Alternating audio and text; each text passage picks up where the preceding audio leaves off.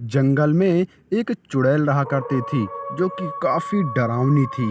एक दिन वह कहती है, मैं उस गांव में रहने वाले हर एक इंसान को मार डालूंगी, क्योंकि जिस प्रकार उन गांव वालों ने मुझे परेशान किया था, उसी तरह मैं सभी गांव वालों को मार डालूंगी, सभी से बदला ले लूंगी। हाँ।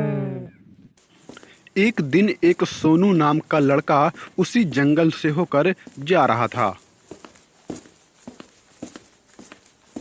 उसके चलने की आवाज से चुड़ैल को पता चल जाता है कि उसके जंगल से कोई जा रहा है।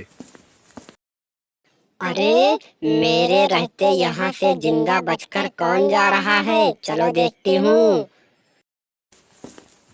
बेचारा सोनू जंगल से बाहर निकल ही रहा होता है कि तभी उसके पीछे से वही चुड़ैल आ जाती है और सोनू चुड़ैल को देखकर एकदम से डर जाता है।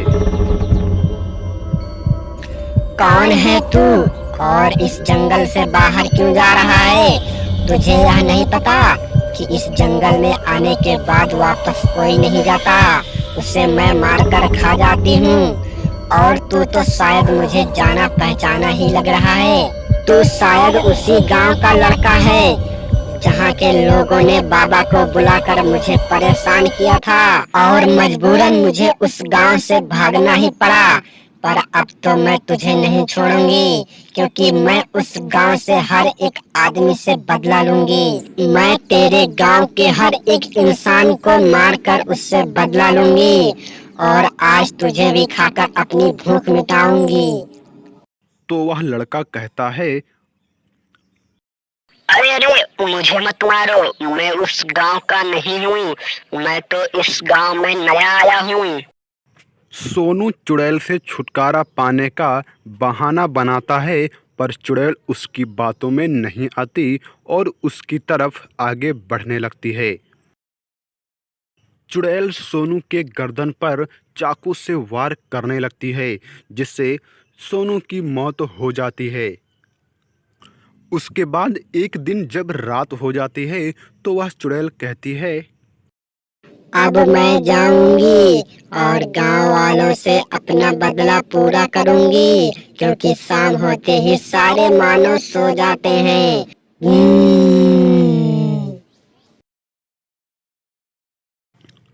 और फिर वह एक लड़की के वेश में होके गांव वालों से बदला लेने के लिए चल देती है।